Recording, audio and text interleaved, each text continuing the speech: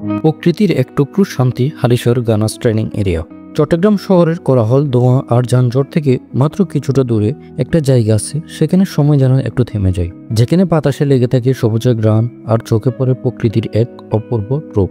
এটা Halisahar gunners training area, শহরের বুকে এক টুকরো সবুজ স্বর্গ। এখানে রয়েছে বিশাল দিঘি, যার শান্ত জলে প্রতিফলিত হয় নীল আকাশ আর বেশিবারে সাদা মেঘ। লেকের ধারে দাঁড়িয়ে কানে আসে পাখির ডাক আর দূর থেকে ভেসে আসে ঢেউয়ের মৃদু শব্দ। সামনে বিস্তৃত সমুদ্র, যেখানে চোখ রাখলেই দেখা মেলে জোয়ার ভাটার খেলাধুলা। সূর্য যখন পশ্চিম আকাশে ঝুঁকে পড়ে, পুরো জায়গাটা ঢেকে যায় কমলা লালের আলোয়। সানসেট দেখতে চাইলে এটা নিঃসন্দেহে চট্টগ্রামের অন্যতম সেরা লোকেশন। এই জায়গাটার সবচেয়ে সুন্দর দিক এর নিস্তব্ধতা। কোনো হইচই নেই, শুধু প্রকৃতি আর আপনি। চারিদিকে সবুজ গাছপালা, খোলা মাঠ, বিশাল লেক আর অপার সমুদ্র মিলিয়ে এই জায়গা যেন এক রঙিন ক্যানভাস। যারা প্রকৃতির কাছাকাছি থাকতে চান, যারা শহরের ভিড় থেকে একটু দূরে গিয়ে নিঃশ্বাস নিতে চান, তাদের জন্য হালিশহর গানাস ট্রেনিং এরিয়া একদম পারফেক্ট প্লেস। হ্যালো এভরিওয়ান, আসসালামু আলাইকুম। সবাই কেমন আছেন? আশা করি সবাই ভালো আছেন। আমি আলহামদুলিল্লাহ ভালো আছি। আজকে আমরা আসছি হচ্ছে গানাস ট্রেনিং এরিয়াতে, যেটা হচ্ছে চট্টগ্রাম শহরের মধ্যে সবারই একটা ফেভারিট জায়গা বলা যায়। অর্থাৎ যেখানে আসলে হচ্ছে আপনি প্রকৃতির সান্নিধ্য হতে পারবেন। আর এদিকে হচ্ছে যদি বাম দিকে দেখেন, বাম দিকে তো সবগুলো নারকেলের সারি, অর্থাৎ আর এদিকে হচ্ছে অনেকগুলা বড় বড় দিঘি রয়েছে। এগুলো আগে ছোট ছিল, পরবর্তীতে এগুলো আরো বড় করা হয়েছে। তবে আপনাদেরকে এখানে আসতে হলে টিকিট কেটে এখানে প্রবেশ করতে হবে। আগে টিকিট কাউন্টারটা ছিল হচ্ছে ওইদিকে, এখন টিকিট কাউন্টার এদিকে করা হয়েছে, অর্থাৎ সামনে। এ হচ্ছে নারকেল গাছের সারি, নারকেল গাছের সমাহার এখানে। এই জিনিসটা অবশ্যই আপনাদেরকে মুগ্ধ করবে। ভিউয়ার্স, আমরা এখান থেকে টিকিট নিয়ে নিলাম, আর এটা হচ্ছে টিকিট কাউন্টার এখানে। অর্থাৎ টিকিট কাউন্টারটা আগে ছিল একদম মুখে, আর এখন হচ্ছে টিকিট কাউন্টার এখানে রয়েছে। আর এখানকার আগে যে প্রবেশ মূল্য ছিল সেটা হচ্ছে 20 টাকা ছিল, কিন্তু এখন দেখি যে 40 টাকা। আমি মনে করি যে 40 টাকা হলে হচ্ছে অনেক বেশি বলা যায়, অর্থাৎ প্রবেশ মূল্য এখানকার অনেক বেশি। 40 টাকা হলে আমার মতে 20 টাকায় পারফেক্ট ছিল এখানকার যে প্রবেশ ফি ছিল আগের। এটা কী জন্য বৃদ্ধি করা হয়েছে জানি না। তো জায়গা অনুযায়ী যদি 40 টাকা করা হয়, সেক্ষেত্রে হচ্ছে টাকার অ্যামাউন্টটা একটু বেশি বলা যায় আর কি। আপনারা এই জায়গাটিতে বিকেল আসবেন অবশ্যই। বিকেল আসলে এখানকার যে সৌন্দর্য সেটাও উপভোগ করতে পারবেন। আর এখান থেকে হচ্ছে আপনি জোয়ার ভাটা, এরপর হচ্ছে সানসেট, তিনটে একসাথে উপভোগ করতে পারবেন। অর্থাৎ বিকেলবেলা এখানে ফ্যামিলি নিয়ে হোক বা বন্ধুবান্ধব নিয়ে হোক, আপনারা আড্ডা দেওয়ার জন্য আসতে পারবেন, বা পারফেক্ট একটা প্লেস বলা যায়। আর এই জায়গাটিতে হচ্ছে অনেকে পিকনিক করে বা এমনি ঘুরতে আসে, দূর দূরান্ত থেকে আসে। আর শহরের মধ্যে এই ধরনের একটা জায়গা থাকা আসলে খুবই দরকার ছিল, এই ধরনের একটা জায়গা থাকা। আমি বলবো যে শহরের মধ্যে সুন্দর একটা প্লেস বলা যায়। অর্থাৎ সবুজের যে সমাহার, একটু যে ক্লান্তির ভাব দূর করার জন্য এই ধরনের জায়গাগুলো শহরের মধ্যে দরকার। আর এটা হচ্ছে সেরকম একটা জায়গা বলা যায়, সবার জন্য একটা পারফেক্ট প্লেস বলা যায়।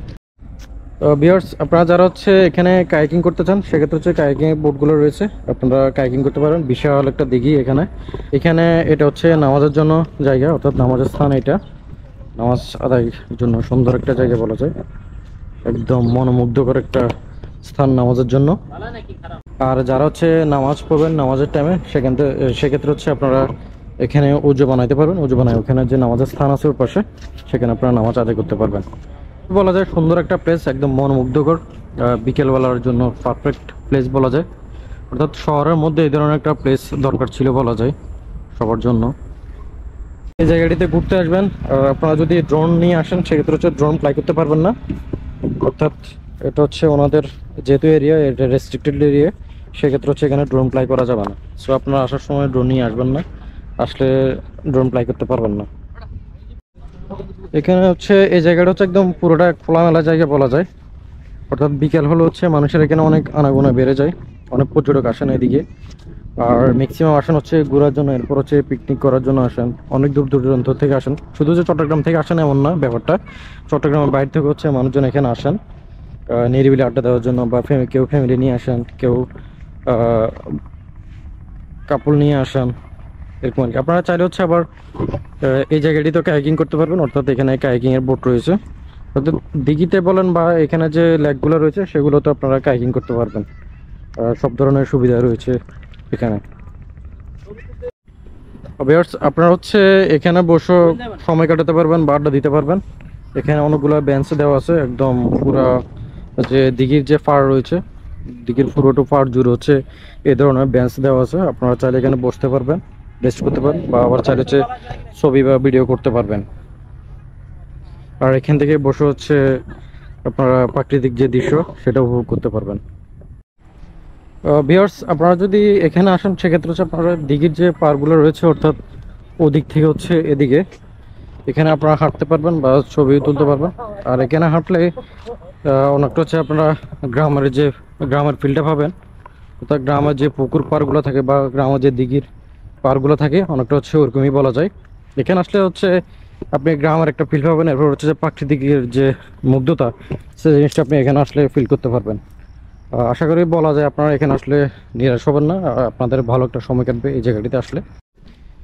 এই জায়গাটিতে হচ্ছে বসার জন্য অনেকগুলো বেঞ্চ দেওয়া আছে, আপনারা চাইলে হচ্ছে এগুলোতে বসতে পারবেন। আর হচ্ছে গিয়ে এখানে যে মাটির যে লেয়ারটা আছে অর্থাৎ এখানে ঘাসগুলো আছে, যখন বৃষ্টি থাকে তখন হচ্ছে এখানে স্যাঁতসেঁতে থাকে, আর যদি বৃষ্টি না থাকে সেক্ষেত্রে হচ্ছে এগুলো একদম শুকনো থাকে। আপনারা চাইলে হচ্ছে এই ঘাসের উপর বা এখানে যে খোলা ফিল্ড আছে এখানে আপনারা বসতে পারবেন, নিরিবিলি আড্ডা দিতে পারবেন।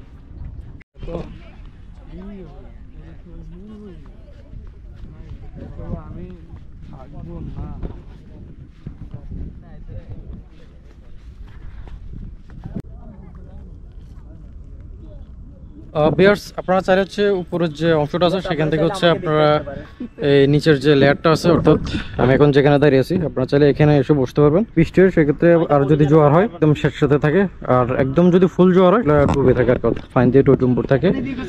আর আপনারা চাইলে হচ্ছে অতটুকু ওই জায়গাটাও ভিজিট করতে পারবেন, অর্থাৎ টিকিট নিয়ে হচ্ছে এখানে প্রবেশ করতে হবে এই যে গানার এরিয়া। আর উপরে যে বসার যে বেঞ্চগুলো আছে আপনারা চাইলে সেখানে বসতে পারবেন। আর এখান থেকে বসে একসাথে সমুদ্র বিলাসটা উপভোগ করতে পারবেন, এরপর হচ্ছে সমুদ্রের গর্জনটা উপভোগ করতে পারবেন, আর হচ্ছে গিয়ে সমুদ্রের গর্জনের সাথে নিজেকে বিলিয়ে দিতে পারবেন।